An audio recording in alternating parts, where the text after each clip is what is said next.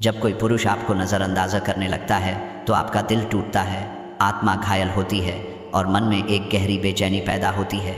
यह एक ऐसा क्षण होता है जब भीतर से कोई कहता है कि कुछ तो गलत है, पर आप चाहकर भी खुद को रोक नहीं पाती। आप सोचती हैं, क्या मुझसे कोई गलती हुई? क्या उसने किसी और को पसंद करना शुरू कर दिया? क्यों उसने अचानक बात करना बंद कर दिया? यही वह बिंदु है जहाँ ज़्यादातर महिलाएं एक भूल करती हैं।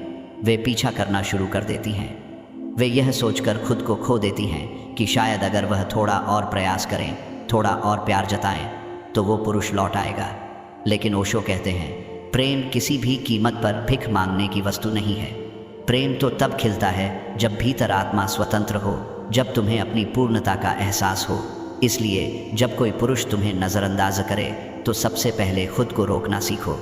पीछा मत करो, क्योंकि पीछा करने का अर्थ है अपनी ऊर्जा को उस दिशा में बहाना जहां उसका सम्मान नहीं है। और जब ऊर्जा का सम्मान नहीं होता तो प्रेम की मृत्यु हो जाती है। ओशो कहते हैं, प्रेम तभी जीवित रह सकता है जब दोनों आत्माएं बराबरी पर हों। अगर एक आत्मा दूसरे के पीछे भाग रही है तो वहां केवल निर्भरता है, प्रेम नहीं। इसलिए पहला काम जो तुम्हें करना है वह है खुद को रोकना। जब वह बात न करे तो तुम भी मौन रहो। मौन सिर्फ शब्दों का न होना नहीं है, मौन एक शक्ति है। यह दिखाता है कि तुम्हारे भीतर स्थिरता है।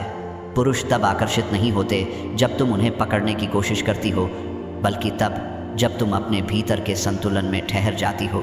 जब तुम मौन रहकर भीतर की ऊर्जा को समेटती हो तो वही ऊर्जा एक चुंबक बन जाती है और वही चुंबकत्व पुरुष को खींचकर वापस लाता है। दूसरा काम है अपनी ऊर्जा को वापस खींच लेना।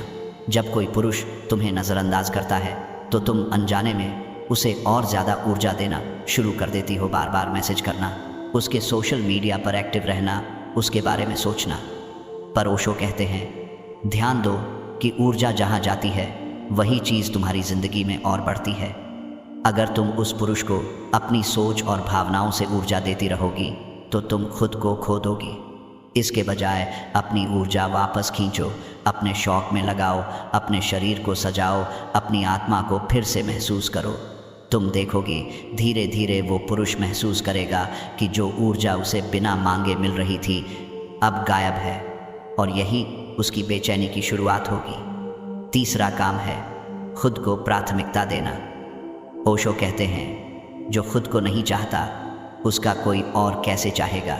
जब तुम खुद के लिए समय निकालती हो, खुद को सजाती हो, खुद से प्यार करती हो, तो तुम्हारा चेहरा, तुम्हारी चाल, तुम्हारी आंखें सब बदल जाती हैं। एक आत्मनिर्भर स्त्री की ऊर्जा किसी भी पुरुष से कहीं अधिक शक्तिशाली होती है। वह स्त्री जो खुद को चाहती है वह दूसरों से मान्यता नहीं मांगती, और यही बात पुरुष को सबसे अधिक आकर्षित करती है। चौथा काम, अपने भीतर की शांति से जुड़ो। जब तुम शांत होती हो तो तुम्हारे भीतर का अस्तित्व जगता है। यह शांति ही तुम्हारी सुंदरता की असली जड़ है। ओशो कहते हैं, पुरुष अक्सर उस स्त्री से भागता है जो बेचैन होती है, क्योंकि उसकी ऊर्जा असंतुलित होती है। लेकिन जब तुम भीतर से शांत होती हो तो तुम्हारी उपस्थिति ही ध्यान बन जाती है। तुम्हें कुछ कहने की ज़रूरत नहीं, तुम्हारी मौजूदगी ही एक उत्तर बन जाती है। पांचवां काम, आकर्षण की प्रकृति को समझो। ओशो बताते हैं, आकर्षण तब पैदा होता है जब दूरी होती है। जब तुम लगातार किसी के पीछे भागती हो तो रहस्य खत्म हो जाता है और पुरुष को लगता है कि अब कुछ पाने को नहीं बचा। लेकिन जब तुम पीछे हट जाती हो, जब तुम अपने मौन और गरिमा में लौट आती हो, तो तुम्हारी अनुपस्थिति ही एक रहस्य बन जाती है। वह सोचने लगता है, क्यों वो अब मुझसे दूर है? क्या उसे अब मेरी ज़रूरत नहीं? यही सोच उसे तुम्हारी ओर खींचने लगती है। छठवां काम, अपने जीवन को उद्देश्यपूर्ण बनाओ। एक स्त्री जो सिर्फ प्रेम में नहीं बल्कि अपने जीवन के उद्देश्य में भी जी रही है, वही वास्तव में आकर्षक है। ओशो कहते हैं, जो स्त्री प्रेम को अपनी संपूर्णता नहीं बल्कि अपने अस्तित्व का एक हिस्सा मानती है, वही प्रेम में परिपक्व होती है। अपने सपनों पर काम करो, अपने लक्ष्य तय करो, जीवन में किसी बड़ी चीज़ की ओर बढ़ो। जब तुम्हारी ज़िंदगी में अर्थ होता है तब पुरुष तुम्हें नज़रअंदाज़ा नहीं कर सकता, क्योंकि अब तुम्हारी ऊर्जा किसी पर निर्भर नहीं बल्कि आत्मनिर्भर हो गई है। सातवां काम, क्षमा करना सीखो। नज़रअंदाज किए जाने का दर्द बहुत गहरा होता है, लेकिन अगर तुम उस दर्द को पकड़ कर रखोगी तो वही तुम्हें तोड़ देगा। ओशो कहते हैं, जो व्यक्ति क्षमा नहीं करता वह अतीत में कैद रहता है। क्षमा का मतलब है उस अनुभव से सीख लेकर आगे बढ़ जाना। जब तुम क्षमा करती हो तो तुम अपनी आत्मा को मुक्त करती हो। तुम्हारे भीतर फिर से प्रेम प्रवाहित होने लगता है। और 8वां काम, फिर से प्रेम करना सीखो, पर पहले खुद से। अगर तुमने यह सीख लिया कि तुम्हें किसी की स्वीकृति की ज़रूरत नहीं, तो तुम दुनिया की सबसे शक्तिशाली स्त्री बन जाओगी। ओशो कहते हैं, जब स्त्री अपने भीतर प्रेम से भर जाती है तो उसका अस्तित्व ही एक मंदिर बन जाता है। पुरुष ऐसे प्रेम के आगे सिर झुका देता है, क्योंकि यह प्रेम अपेक्षा रहित होता है, शुद्ध होता है। अब जब तुम यह 8 काम करती हो तो ब्रह्मांड तुम्हारे लिए कुछ अद्भुत करता है। वो पुरुष जो तुम्हें नज़रअंदाज कर रहा था, वह अचानक तुम्हारे बारे में सोचना शुरू करता है। उसे लगता है वो पहले जैसी क्यों नहीं रही, और यही वह क्षण होता है जब शक्ति तुम्हारे पास लौटती है। लेकिन तब तक तुम्हें फर्क नहीं पड़ता, क्योंकि अब तुम्हारा प्रेम भिख नहीं, आशीर्वाद बन गया है। ओशो कहते हैं, जब प्रेम में जागरूकता आती है तब दर्द भी वरदान बन जाता है। तुम हर अनुभव से बढ़ती हो, हर चोट से सीखती हो, और हर बिछड़ाव से और गहरी बनती हो। याद रखो, अगर कोई पुरुष तुम्हें नजरअंदाज कर रहा है तो ये तुम्हारी कीमत कम नहीं करता। ये सिर्फ ये दिखाता है कि वो तुम्हारे स्तर की ऊर्जा को समझ नहीं पाया। और अगर तुम उस स्तर से नीचे जाकर उसका पीछा करोगी तो तुम खुद अपनी शक्ति खो दोगी। प्रेम का खेल हमेशा ऊर्जा का खेल है। जो भीतर से पूर्ण है वही आकर्षक है, जो खाली है वही दूसरों के पीछे भागता है। इसलिए अपने भीतर को भर दो, अपने दर्द को ध्यान में बदल दो। ओशो कहते हैं, जब दर्द को ध्यान में बदल देते हो तो वही तुम्हें मुक्त करता है। तब कोई तुम्हें नजरअंदाज करे या सराहे, तुम्हारा केंद्र नहीं हिलता। और यही असली स्वतंत्रता है। जब तुम्हें किसी के व्यवहार से फर्क नहीं पड़ता, तब तुम अपने भीतर से प्रेम करना शुरू करती हो। तब तुम्हें किसी की जरूरत नहीं। और यही अवस्था पुरुष को तुम्हारे प्रति सबसे ज्यादा आकर्षित करती है, क्योंकि अब तुम चाहने योग्य नहीं बल्कि पूजने योग्य बन जाती हो। ये 8 कदम केवल किसी पुरुष को वापस पाने के लिए नहीं, बल्कि खुद को वापस पाने के लिए है। और जब तुम खुद को पा लेती हो तो तुम्हारा हर संबंध तुम्हारी आत्मा की गहराई से जुड़ता है। पुरुष आता है या जाता है, लेकिन तुम अब किसी के जाने से नहीं टूटती। तुम जानती हो कि प्रेम का स्रोत तुम्हारे भीतर है। यही ओशो की शिक्षा का सार है। प्रेम करो पर खुद को मत खो। प्रेम दो पर अपनी गरिमा बचाए रखो। और जब कोई तुम्हें नजरअंदाज करे तो मुस्कुराओ और कहो धन्यवाद, क्योंकि उसने तुम्हें याद दिलाया कि अब तुम्हें अपने भीतर लौटना है।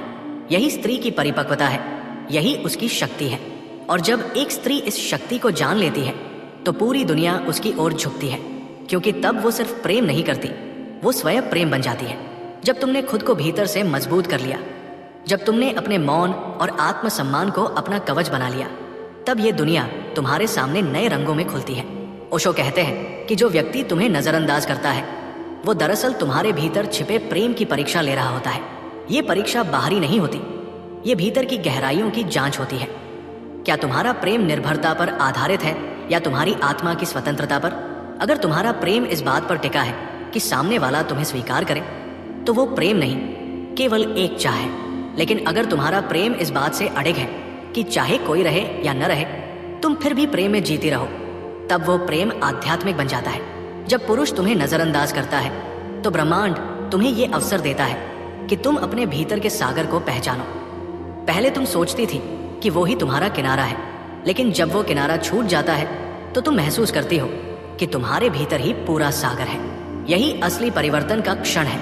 ये क्षण दर्दनाक होता है, लेकिन ओशो कहते हैं कि दर्द ही तो वो द्वार है जहां से आत्मा पहली बार अपने वास्तविक स्वरूप से परिचित होती है। जब तुम दर्द में भी सजग रहती हो, जब तुम रोते हुए भी भीतर देखती हो, तब तुम अपनी शक्ति की पहली झलक देखती हो। धीरे धीरे तुम्हारा ध्यान उस पुरुष से हटकर अपने भीतर के केंद्र पर आ जाता है, और तब तुम्हें एहसास होता है कि किसी के नजरअंदाज करने से तुम्हारा मूल्य कम नहीं हुआ, बल्कि तुम्हारा अस्तित्व और गहरा हो गया है। जो स्त्री अपने भीतर लौट आती है वो एक प्रकाश बन जाती है। वो न तो शिकायत करती है न समझौता, वो बस अपनी रोशनी में जीती है, और उसकी वही रोशनी सबको अपनी ओर खींचती है। पुरुष भी जो पहले उसे नजरअंदाज कर रहा था अब उसकी ओर आकर्षित होता है, लेकिन तब तक बहुत देर हो चुकी होती है, क्योंकि अब वो स्त्री पहले जैसी नहीं रही। वो अब किसी की जरूरत नहीं बल्कि किसी का आशीर्वाद बन चुकी है। ओशो कहते हैं, प्रेम का सबसे सुंदर क्षण वो होता है जब प्रेम अपेक्षा से परे चला जाए। जब तुम ये समझ जाती हो कि किसी का प्रेम तुम्हें पूरा नहीं कर सकता, बल्कि तुम्हारी अपनी चेतना ही तुम्हें संपूर्ण बनाती है, तब तुम मुक्त हो जाती हो।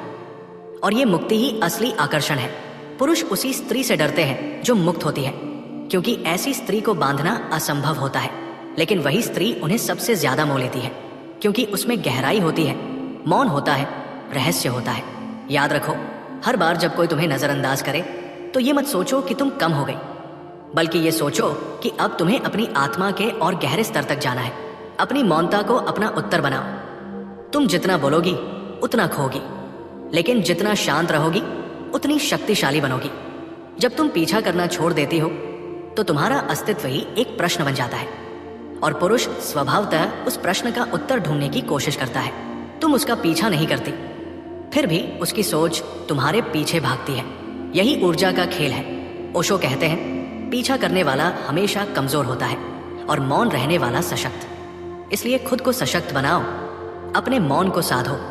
धीरे धीरे तुम्हारी ऊर्जा इतनी ऊंची हो जाएगी कि वो पुरुष जिसने तुम्हें नजरअंदाज किया था अब तुम्हारी उपस्थिति में असहज महसूस करेगा, क्योंकि तुम्हारी ऊर्जा उसे आईना दिखाएगी। लेकिन तब तक तुम्हारे भीतर कोई द्वेष नहीं होगा, कोई शिकायत नहीं, सिर्फ करुणा होगी। ये करुणा तुम्हें उस स्तर पर ले जाएगी जहां तुम हर अनुभव को प्रेम में बदल दोगी। यही ओशो का मार्ग है। प्रतिक्रिया नहीं, रूपांतरण। नजरअंदाज किए जाने पर प्रतिक्रिया मत दो, बल्कि उस अनुभव को रूपांतरित करो। यह रूपांतरण ही ध्यान है। जब तुम भीतर से इतनी सशक्त हो जाती हो कि किसी की उपेक्षा तुम्हें तोड़ नहीं पाती, तो तुम संसार की सीमाओं से ऊपर उठ जाती हो। तब प्रेम केवल रिश्ता नहीं, बल्कि तुम्हारा स्वभाव बन जाता है। और जब प्रेम तुम्हारा स्वभाव बन जाता है, तब कोई तुम्हें छोड़ नहीं सकता, क्योंकि अब तुम किसी से जुड़ी नहीं, बल्कि सबसे एक हो गए हो। यही ओशो का अंतिम संदेश है। जो तुम्हें नजरअंदाज कर रहा है वो तुम्हें बाहर ढूंढ रहा है, और तुम जो मौन में डूबी हो वो प्रेम को भीतर पा चुकी हो। बाहर वाला प्रेम हमेशा अधूरा रहेगा, भीतर वाला प्रेम ही शाश्वत है। इसलिए जब अगली बार कोई पुरुष तुम्हें नजरअंदाज करे तो मुस्कुराओ और कहो, तुमने मुझे मेरे भीतर लौटने का रास्ता दिखाया। यही मुस्कान, यही मौन, यही स्थिरता तुम्हारी असली शक्ति है, क्योंकि अब तुम वो नहीं जो प्रेम की भीख मांगती है, तुम वो हो जो प्रेम बन गई है और प्रेम को बांटती है। यही स्त्री अंततः जीतती है, बिना किसी संघर्ष के, बिना किसी शोर के, बस अपनी उपस्थिति से। और यही ओशो का प्रेम का शिखर है, जहां कोई पीछा नहीं, कोई अधिकार नहीं, केवल अस्तित्व है, केवल प्रेम है। जब स्त्री इस अवस्था तक पहुंच जाती है जहां वह किसी पुरुष की प्रतिक्रिया से ऊपर उठ जाती है, तब उसके भीतर एक ऐसी रोशनी प्रकट होती है जो उसे पहले कभी ज्ञात नहीं थी।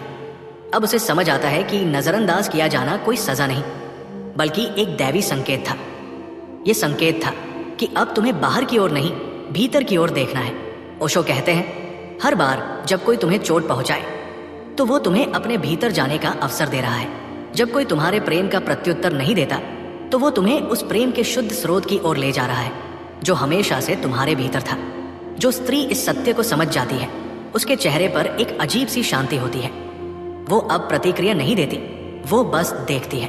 पहले जो चीजें उसे तोड़ देती थी, अब वही चीजें उसे सिखाती है। पहले जो शब्द उसे जलाते थे, अब वही शब्द उसके भीतर करुणा का फूल खिला देते हैं। वो अब हर अनुभव में सुंदरता देखती है, क्योंकि उसे पता चल गया है कि कोई उसे नजरअंदाज नहीं कर सकता। लोग केवल खुद से दूर हो सकते हैं। जब वो इस समझ तक पहुंचती है तो उसका प्रेम अब किसी एक पुरुष के लिए सीमित नहीं रहता। अब उसका प्रेम जीवन बन जाता है। हर हवा के झोंके, हर फूल की महक, हर अस्त होते सूरज में उसे वही प्रेम दिखता है। ये प्रेम माँ जैसा, करुणा जैसा, मौन जैसा होता है, बिना मांग के, बिना शर्त के। यही प्रेम सबसे आकर्षक है, क्योंकि इसमें कोई पकड़ नहीं, कोई स्वार्थ नहीं। ओशो कहते हैं, जब प्रेम पकड़ छोड़ देता है तब उसका सौंदर्य अपने शिखर पर होता है। और ऐसी स्त्री के लिए अब किसी का नजरअंदाज करना या मान देना दोनों एक समान है। अब वो किसी से कुछ चाहती नहीं, इसलिए हर चीज उसे स्वतः मिल जाती है। यही आध्यात्मिक आकर्षण है। ये चुंबकत्व भीतर से आता है, और ये किसी की चाह से नहीं, बल्कि आत्मस्वीकृति से जन्म लेता है। जो स्त्री खुद को स्वीकार करती है वो पूरी दुनिया को स्वीकारने लगती है। अब जब कोई पुरुष उसे नजरअंदाज करता है तो वो मुस्कुराकर सोचती है, काश उसे भी ये शांति मिल जाए। वो अब किसी को दोष नहीं देती, क्योंकि उसे पता है कि हर इंसान अपनी चेतना के स्तर पर ही प्रेम कर सकता है। कोई नज़रअंदाज करता है क्योंकि वह प्रेम से डरता है, कोई भागता है क्योंकि उसे अपनी सीमाओं का भय है। लेकिन जो स्त्री अब भीतर से जाग चुकी है, वो किसी के भय का दंड नहीं देती, वो बस अपने प्रेम में स्थिर रहती है। उसका मौन अब उत्तर नहीं, आशीर्वाद होता है। जब वो मौन रहती है तो ब्रह्मांड उसके चारों ओर वैसे ही शांत हो जाता है जैसे एक झील में चांद उतरता है। इस स्तर पर प्रेम अब संबंध नहीं रहता,